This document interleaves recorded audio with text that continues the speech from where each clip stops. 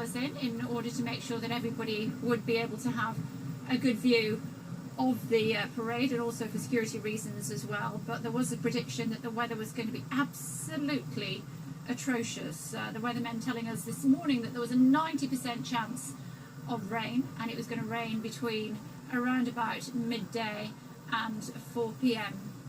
It has been raining reasonably heavily on and off, but certainly not as consistently as had been predicted.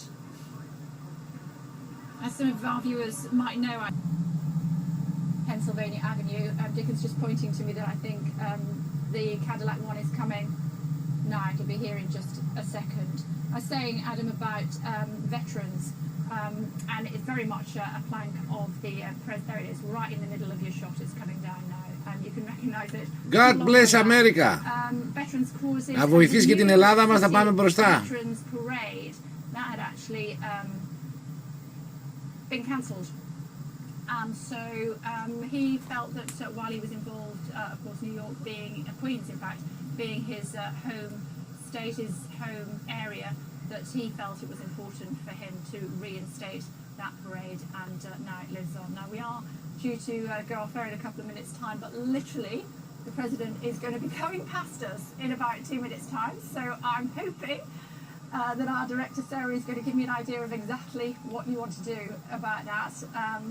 But the beast is, yeah, I thought we might be staying on air, Sarah. That's exactly what we are going to do. So the beast is right in the centre of this police motorcade here. So here we go. Shall I remind you again what I was telling you about Cadillac 1 while we just wait for it to come in this direction? Cadillac 1 is a new car. The Beast, as it's nicknamed. It's built especially for President Trump by General Motors. Cost $1.5 million.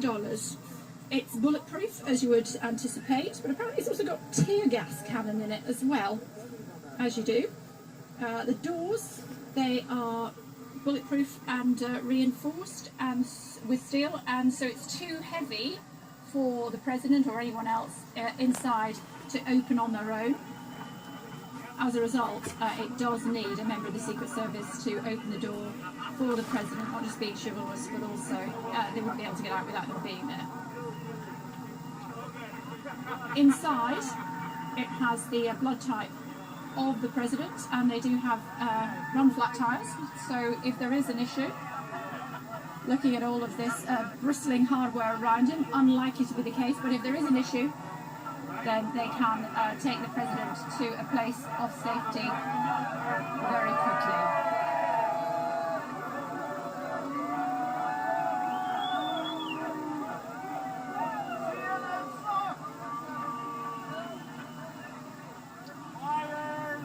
There's a little bit of booing here, but I have to say, on the whole, the people that have gathered here are keen to be able to wave to the President.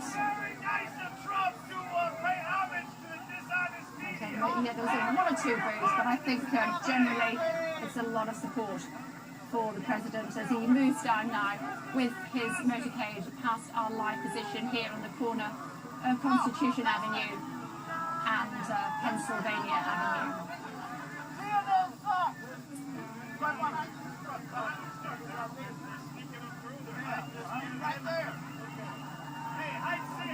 Lots of waves from inside.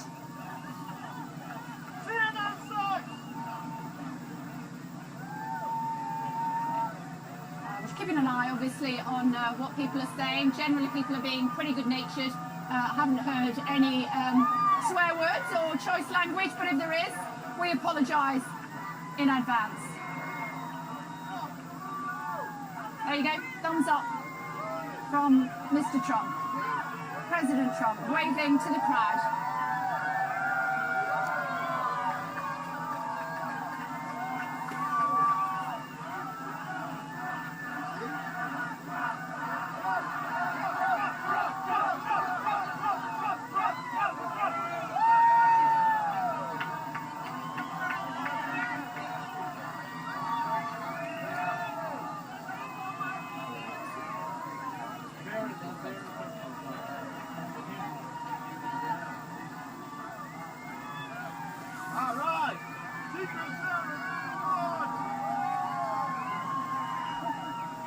that was President Trump's young son, just to the front of him there, who, what a day this is for his little boy. He's going to spend most of his time in New York, at least for now, where he's at school, and his mother, Melania, is going to be spending time with him during the week there, and not always fulfilling the roles of what you would expect as a traditional First Lady. In fact, the office has been called now the Office of the First Family.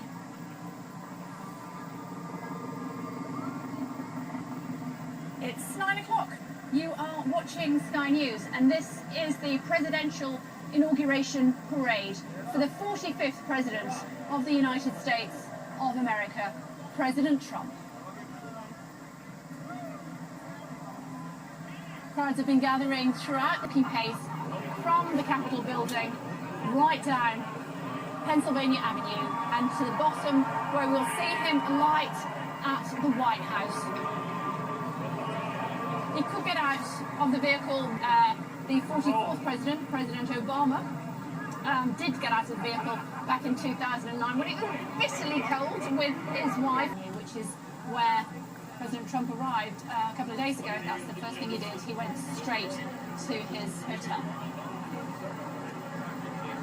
As far as the crowds are concerned, something like 900,000 people is what the authorities are telling us have lined the streets here today. Not as many as when Obama was sworn in back in 2009. Then 2 million people took to the streets of Washington in order to welcome their first black president. Now, was it because he's less popular, or was it because the weather was predicted to be pretty rubbish today? Well, 2009 it was pretty rubbish as well.